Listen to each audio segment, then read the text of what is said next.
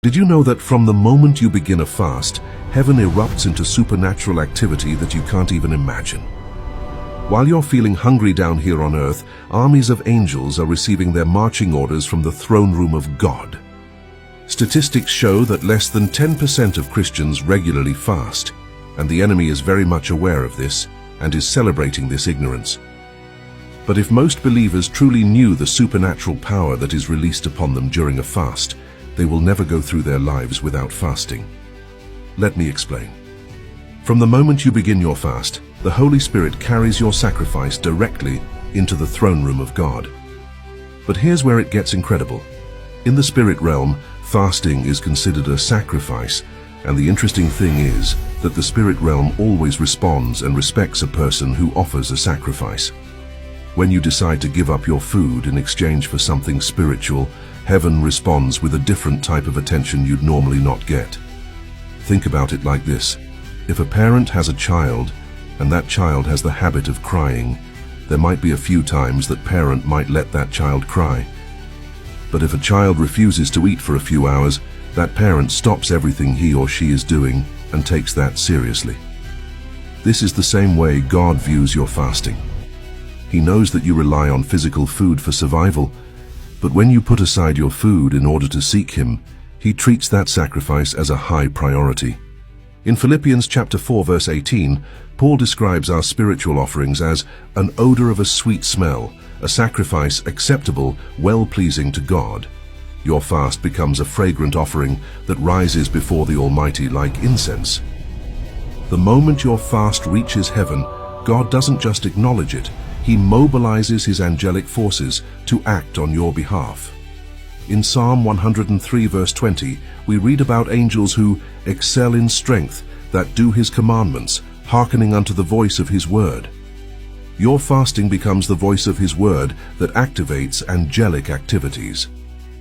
When Daniel began his 21-day fast, the angel told him in Daniel chapter 10 verse 12, "Fear not, Daniel, for from the first day that thou didst set thine heart to understand, and to chasten thyself before thy God, thy words were heard, and I am come for thy words." Notice that phrase, from the first day. From the very first moment you humble yourself through fasting, heaven takes notice, and angels are dispatched. When you fast, angels receive specific assignments related to your situation. These aren't random assignments. They're strategic, purposeful missions designed to align with God's will for your life.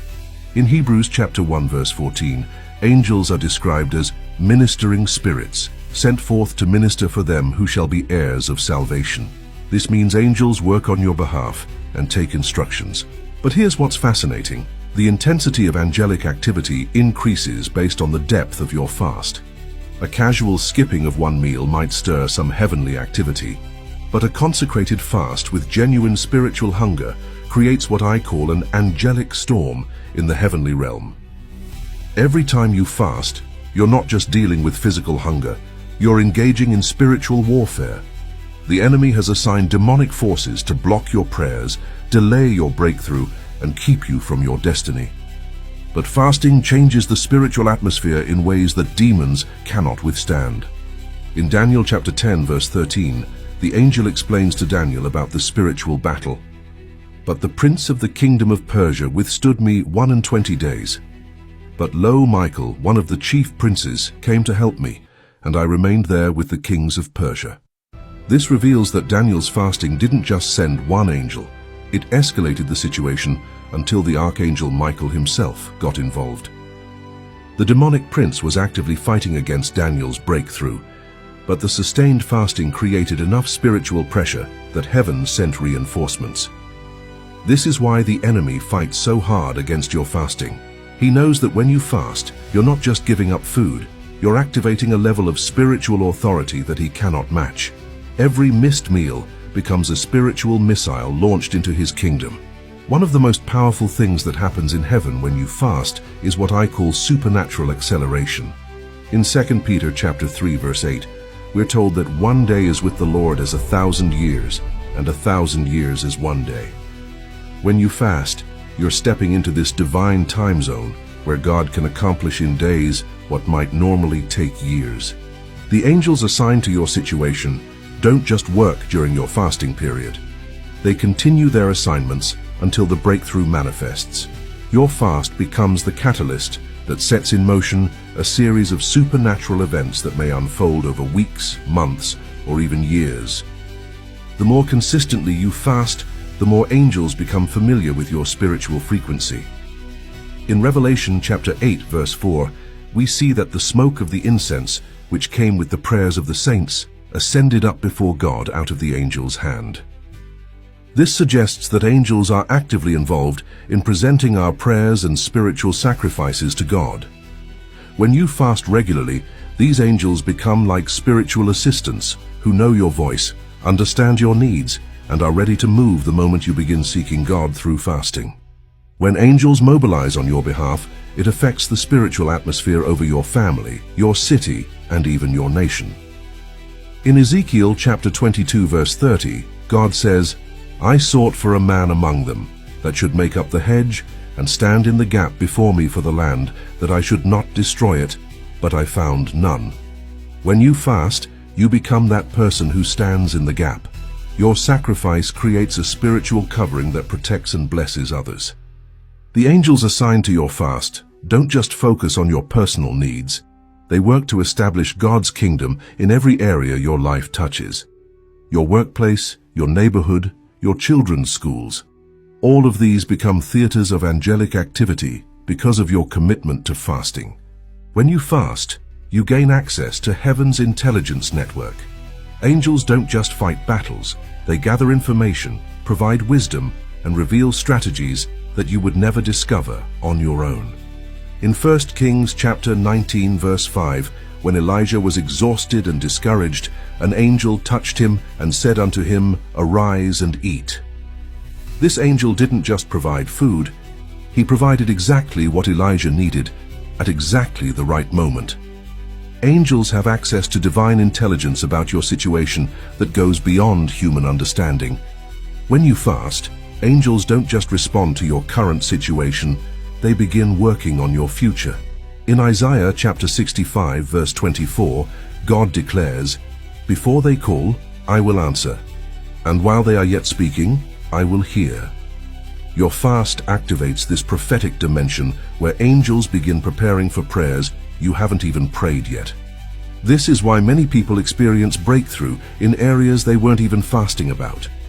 The angels mobilized by your fast have access to God's complete plan for your life, and they work to align every detail with His perfect will. When believers fast together, the angelic response multiplies exponentially. In Matthew chapter 18, verse 19, Jesus promised, "If two of you shall agree on earth as touching anything that they shall ask, it shall be done for them of my Father which is in heaven." Corporate fasting creates what I call an angelic convergence, where multiple assignments merge into one powerful supernatural operation. One of the most overlooked aspects of fasting is how it creates a protective shield around your life. In Psalm 34, verse 7, we're told, "The angel of the Lord encampeth round about them that fear him, and delivereth them." Angels literally set up camp around your life, creating a supernatural barrier that the enemy cannot penetrate. Angels mobilized through fasting have the power to restore what the enemy has stolen. In Joel chapter 2, verse 25, God promises, "I will restore to you the years that the locust hath eaten." The angels activated by your fast don't just fight current battles, they work to recover everything the enemy has taken from you. This restoration happens on multiple levels: spiritual, emotional, physical, and financial. Angels have access to resources in the heavenly realm that they can manifest in the earthly realm when your fast creates the spiritual conditions for breakthrough. The angels mobilized by your fast don't just complete their assignments and leave, they create a legacy of supernatural intervention that affects generations. In Exodus chapter 23, verse 20, God promised, "Behold, I send an angel before thee, to keep thee in the way, and to bring thee into the place which I have prepared." This guardian angel assignment often extends beyond your lifetime, creating a spiritual inheritance for your children and grandchildren. Your commitment to fasting establishes angelic watches that protect and guide your family line for generations to come. When you understand what happens in heaven when you fast, you realize that you're not just skipping meals, you're participating in cosmic warfare where the victory is already assured. In 1 John chapter 4 verse 4, we're reminded that greater is he that is in you than he that is in the world. The next time you feel called to fast, remember that you're not just embarking on a personal spiritual discipline, you're triggering a supernatural chain reaction that mobilizes heaven's armies on your behalf. Thank you for watching. If you love our videos, please feel free to subscribe to our YouTube channel.